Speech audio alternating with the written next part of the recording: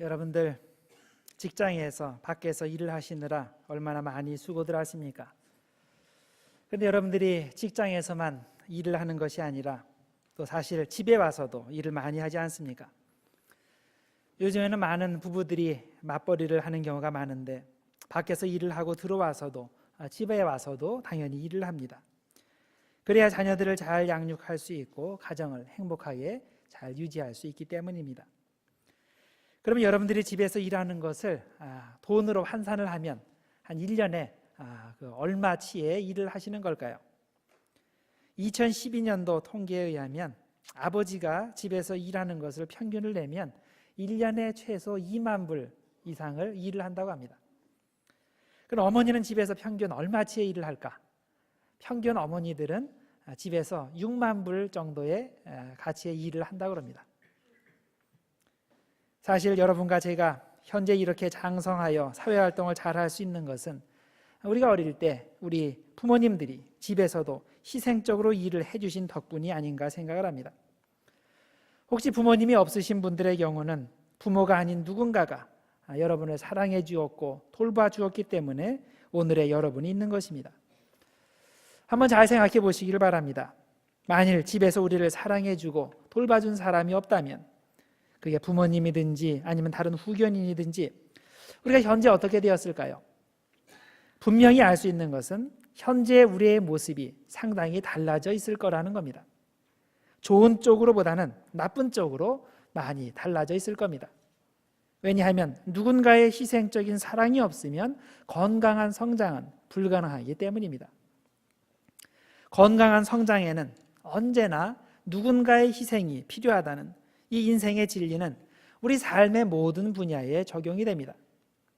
가정에서 부모와 자녀의 관계에 적용이 되고 사회에서 선각자들과 일반 백성들과의 관계에 적용이 되고 또 우리 신앙의 세계에서도 그대로 적용이 됩니다.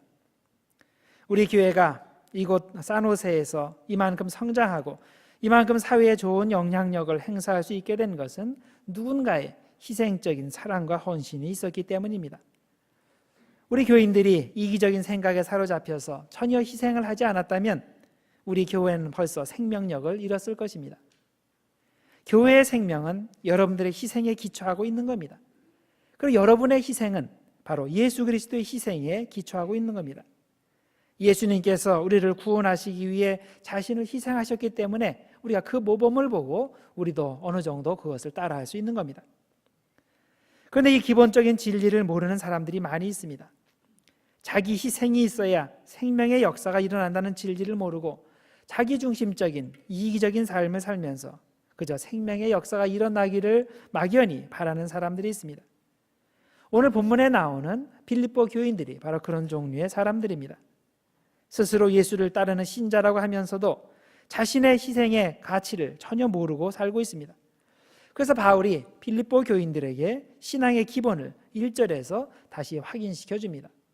그러므로 그리스도 안에 무슨 권면이나 사랑의 무슨 위로나 성령의 무슨 교제나 긍휼이나 자비가 있거든. 여기서 바울은 빌립보 교인들에게 그리스도 안에서 권면이나 사랑의 위로나 성령의 교제나 긍휼이나 자비나 이런 것들이 그들에게 있는지 없는지를 묻는 것이 아닙니다. 빌립보 교인들이 이미 그런 것들을 가지고 있다는 것을 바울도 알고 빌립보 교인 자신들도 알고 있는데 그것을 전제로 하는 말입니다. 바울이 여기서 말하고자 하는 것은 너희들이 예수 믿었을 때 그리스도 안에서 주어지는 권면이 있었고 사랑의 위로를 받았고 성령의 교제 안에서 긍휼과 자비를 체험했는데 그렇다면 현재 무언가 달라져 있어야 하는 게 아니냐는 겁니다. 예수 믿는 사람이면 정말 예수님의 모범을 따르는 삶을 자기 희생의 삶을 사는 것이 당연하지 않냐는 겁니다.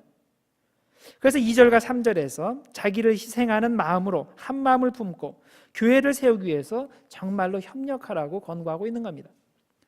마음을 같이하여 같은 사랑을 가지고 뜻을 합하며 한 마음을 품어 아무 일에든지 다툼이나 허용을 하지 말고 오직 겸손한 마음으로 각각 자기보다 남을 낮게 여기라고 권고를 합니다.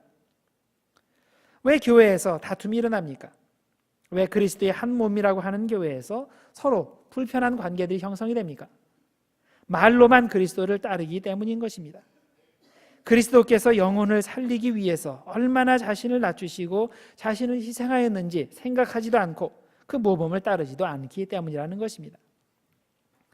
우리가 빌립보서를 쭉 읽어보면 빌립보 교회가 서로 갈리어서 다투고 있는 것을 보게 됩니다. 정확히 어떤 이유에서 그렇게 되었는지 나오지는 않지만은 우리가 추측할 수 있는 것들이 있습니다. 우선 그 교회에서 입심이 센 두 여자들이 대립의 각을 세우고 있어서 전체 교회에 분열을 초래했을 가능성이 있습니다. 4장 2절에 이런 내용이 나옵니다. 내가 유오디아를 권하고 순두개를 권하노니 주 안에서 같은 마음을 품으라. 자, 이것이 빌립보서가 공개적인 편지입니다. 그러면 이 공개적인 편지에서 두루뭉술하게 여자 교인들에게 주 안에서 같은 마음 품고 협력하라고 그런 식으로 쓰지 않고 꼭 이 두 사람 이름을 꼭 집어서 유오디아하고 순두개의 이름을 이렇게 거명하는 이유가 무엇이겠습니까? 그만큼 문제가 심각하다는 겁니다. 교회에서 이 두 사람이 대립을 하면서 파벌을 이루기 때문에 교회 전체가 시끄럽게 되었다고 우리가 추측을 할 수 있습니다. 그래서 바울이 이 문제 때문에 그 한 마음을 품으라고 얘기했을 수가 있습니다. 이것이 아니라면 빌립보 교회에 침투한 유대주의자들 때문에 그들을 지지하는 파와 반대하는 파가 서로 나뉘어서 대립할 수도 있습니다. 그 3장 2절과 3절에 유대주의자들에 대해서 이렇게 설명을 합니다. 개들을 삼가고 행악하는 자들을 삼가고 몸을 상해하는 일을 삼가라. 다 유대주의자들을 얘기하는 말입니다. 하나님의 성령으로 봉사하며 그리스도 예수로 자랑하고 육체를 신뢰하지 아니하는 우리가 곧 할례파라. 자, 이게 할례파에 대한 언급이 나오죠. 유대주의자들이 곧 할례파인데 이들이 주장하는 것은 기독교인이 되려면 먼저 유대인이 되어야 한다는 겁니다. 그럼 어떻게 유대인이 됩니까? 유대인들이 지키는 음식법을 지키고 할례를 받으면 유대인이 됩니다. 그래서 이들은 예수를 믿으려면 먼저 할례를 행해야 되고 음식법을 지켜야 되고 그리고 유대인이 되고 그 다음에 예수를 믿으면 된다는 겁니다. 이에 대해 바울은 뭐라고 가르칩니까? 유대주의자들을 가리켜서 몸을 상해하는 사람들, 즉 할례를 지칭하는 표현이죠. 아니면 개들, 육적인 사람들 이렇게 말을 하는데 반해 참 그리스도인들은 진짜 할례파라는 겁니다. 즉 육신의 할례를 받는 사람들이 아니라 마음의 할례를 받는 그 영적 할례파라는 말입니다.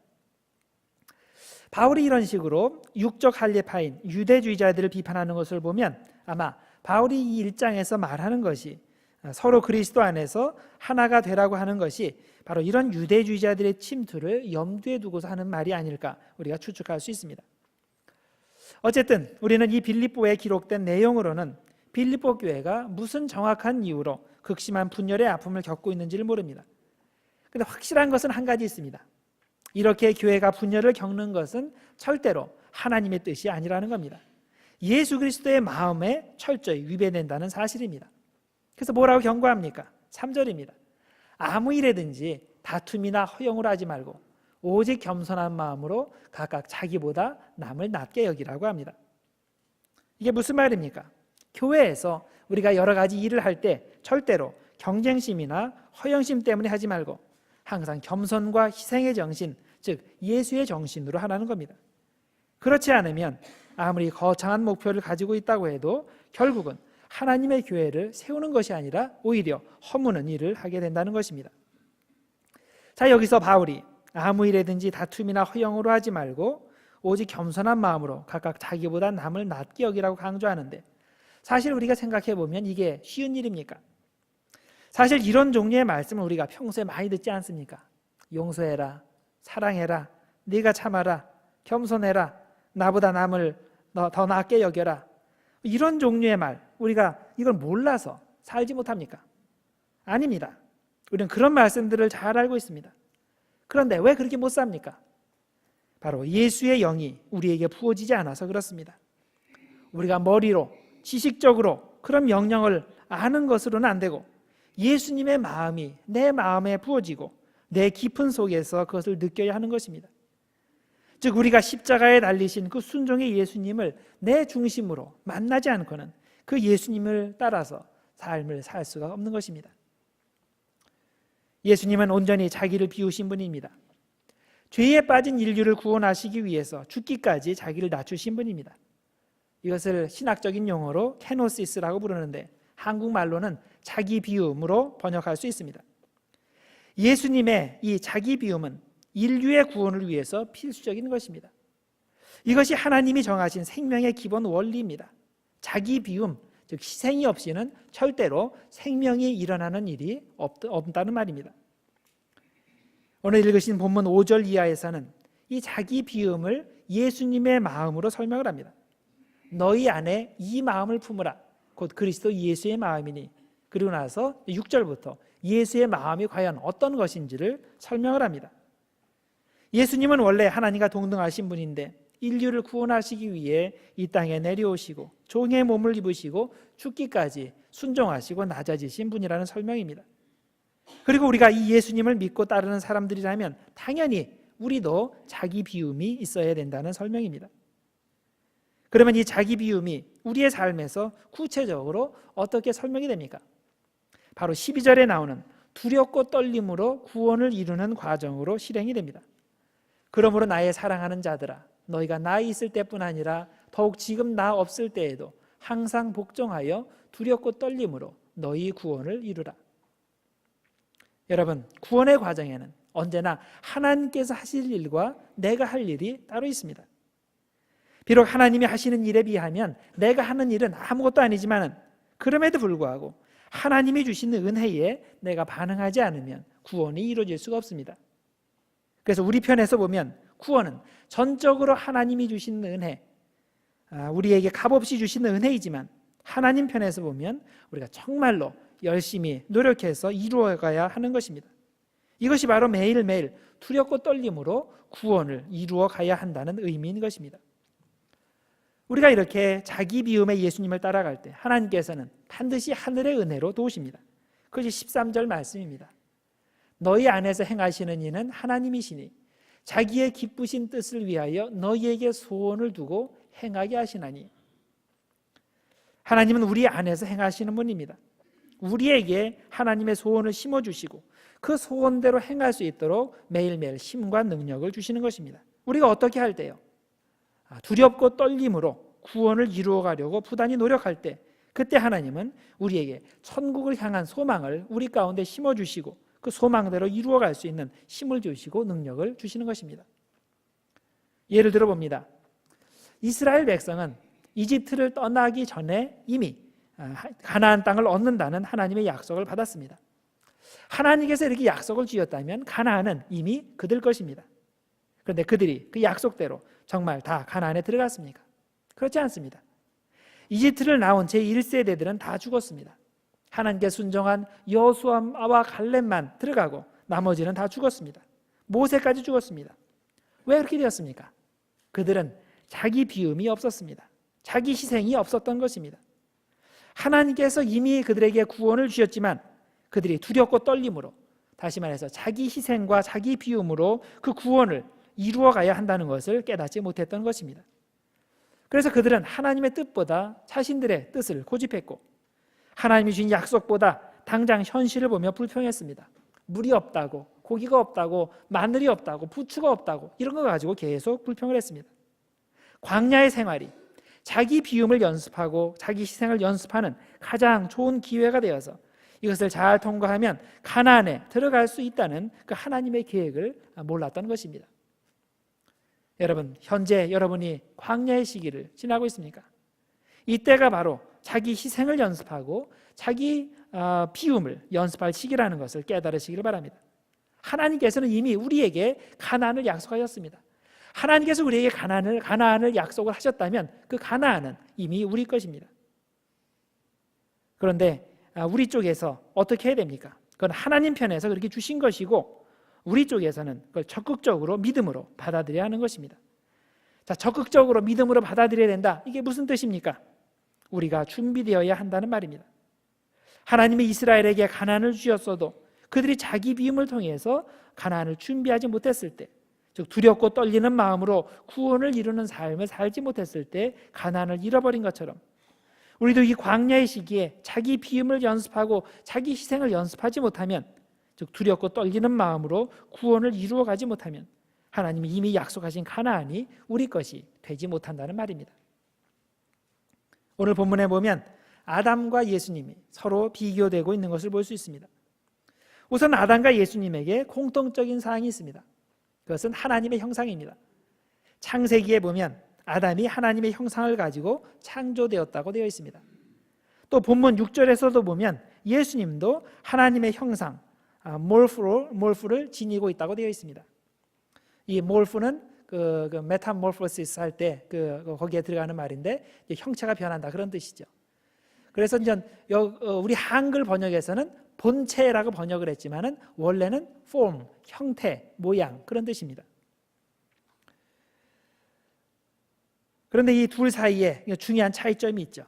둘 다 하나님의 형상을 지닌 존재이지만 어떤 차이점이 있냐면 아담은 하나님의 형상을 지닌 존재에 불과하지만 예수님은 하나님의 형상 그 자체가 되는 것입니다. 그래서 6절에 가리켜서 그는 근본 하나님의 본체시다 이렇게 표현을 하는 것입니다. 또 한 가지 중요한 차이점은 아담은 불완전한 하나님의 형상을 가지고서 하나님 같이 되려고 선악과를 따먹었지만, 즉 스스로 하나님과 같이 되려고 교만하게 계속 자신을 높였지만, 예수님은 정반대로 하나님과 동등한 형상 본체를 지니셨지만 그 위치를 포기하고 종의 형체를 입어서 계속 낮아지신 분입니다. 이보다 더 낮아져서 십자가에 죽으시기까지 하셨습니다. 자, 이렇게 보면 아담은 인류의 타락의 대표자로서 계속 높아지려고만 한 사람이고, 예수님은 인류 구원의 대표자로서 계속 낮아지신 분입니다. 예수님같이 죽기까지 자기를 낮추고 자기를 희생하는 신앙의 선배들이 많이 있는데 그 중에 폴리캅이라는 분이 있습니다. 박해가 한창 진행 중이던 2세기에 서머나 교회를 담임하던 그런 감독이었는데, 당시에 로마에서 서머나의 기독교인들을 박해하기 위해서 사용했던 두 가지 대표적인 구호가 있었습니다. 하나는 무신론자들에게 죽음을, Death to the atheist. 또 하나는 폴리캅을 잡아들여라, Bring Polycarp. 이 두 가지가 그들이 즐겨 사용하던 구호였습니다. 우선 무신론자들에게 죽음을 이란 구호를 외친 이유는 로마인들이 볼 때 무신론자들은 죽어야 마땅한 사람들이고, 그런데 기독교인들이 바로 그 무신론자들이라는 겁니다. 잘 이해가 되지 않죠. 우리는 분명히 하나님을 섬기고 있는데 어떻게 해서 기독교인들이 무신론자들이 된다는 말입니까? 당시 로마 사회는 다신교입니다. 지역마다 신들이 있고 우상을 만들어서 그 신을 섬겼는데 기독교인들은 우상을 만들지 않기 때문입니다. 그래서 로마 사람들이 생각을 할 때 자기들은 눈에 보이는 우상을 만들어서 신을 섬기니까 자기들은 유신론자들이고, 기독교인들은 우상을 만들어서 섬기지 않으니까 신을 섬기지 않는 그 무신론자들이라는 겁니다. 그런데 이 무신론자들이 무슨 문제입니까? 온 백성이 함께 모여서 자기들이 원하는 만들어 놓은 그 우상 신을 섬기지 않으면 그 신이 진노를 해서 나라에 재앙이 생긴다는 겁니다. 그러니까 그런 사람들을 없애버려야 되는데 그게 바로 기독교인들, 바로 무신론자들이라고 얘기를 하는 겁니다. 둘째로 외친 구호가 폴리캅을 잡아들이라인데, 그 이유는 서머나에 있는 기독교인들의 대장이 바로 폴리캅 감독이기 때문이죠. 이렇게 폴리캅을 겨냥하여 그를 잡아들이려고 하자 그는 얼마 동안 숨어 지냈습니다. 그러나 숨어 지내는 동안에 또 발각이 돼요. 그럼 또 다른 집으로 옮겨갑니다. 그럼 조금 지나다가 또 발각이 돼요. 계속 그런 식으로 숨어 다니다가 어느 날 그는 더 이상 숨는 것이 불가능하다고 느꼈습니다.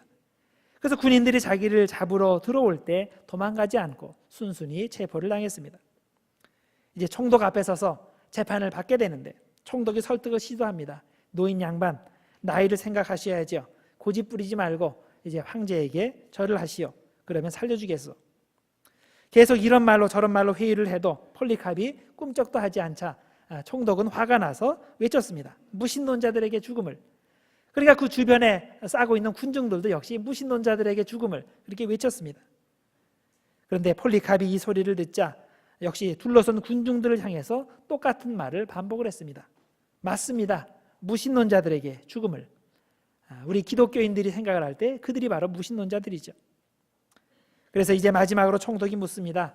폴리캅, 이제 마지막으로 묻겠어. 지금이라도 늦지 않았어. 예수를 부인하고 황제의 이름으로 서약을 하면 당장 살려주겠어. 자, 그럴 때 폴리캅이 한 유명한 말이 있습니다. 내가 86년 동안 내가 섬겼던 주님, 나를 구원해 주신 주님을 내가 어찌 부인할 수 있겠습니까? 주님은 86년 동안 한 번도 나를 모른다고 부인한 적이 없는데 내가 어떻게 이제 와서 예수님을 모른다고 부인할 수 있겠습니까? 그리고 나서 화형에 처해졌습니다. 나무 장작불 위에 놓여져서 자신이 순교를 당하게 되는데 하나님께 감사드리면서 순교를 당했습니다. 하나님께 내가 순교자가 될 수 있는 그런 복을 주셨다고 감사하면서 죽어갔다는 이야기입니다. 여러분, 하나님은 주님을 위해서 자신을 낮추고 자기를 희생하는 사람을 못 본 채 하지 않고 반드시 갚아주십니다. 물론 우리가 오늘 희생하면 내일 당장 갚아주시고, 또 내가 희생하면 나에게 갚아주시거나 내 가정에 직접 갚아주시지는 않을지라도 주님 반드시 갚아주십니다.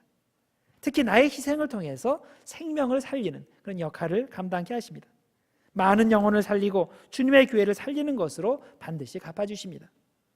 그래서 초대교회 교부인 터툴리아는 이런 유명한 말을 했습니다. 순교자의 피는 교회의 씨앗이다. The blood of martyrs are the seeds of the church. 여러분, 예수님께서 자신을 철저히 낮추셔서 십자가를 지셨을 때 하나님은 그를 버리지 않으시고 그 순교의 씨앗으로 주님의 교회를 세우셨습니다. 마찬가지로 우리가 자기 비움과 자기 희생으로 예수님의 순교를 따라갈 때 그때 주님은 우리의 교회를 세우시고 우리 교회를 통해 수많은 영혼들에게 생명을 주시는 것입니다. 이번 주는 고난주간입니다. 하늘 보좌를 버리시고 인간의 몸을 입고 이 세상에 오신 예수님, 이 세상에 오실 뿐만 아니라 인간이 내려갈 수 있는 가장 낮은 곳 죽음의 자리까지 내려가신 주님을 묵상하며 그분의 뒤를 따라가는 시간입니다. 우리는 그리스도인들입니다.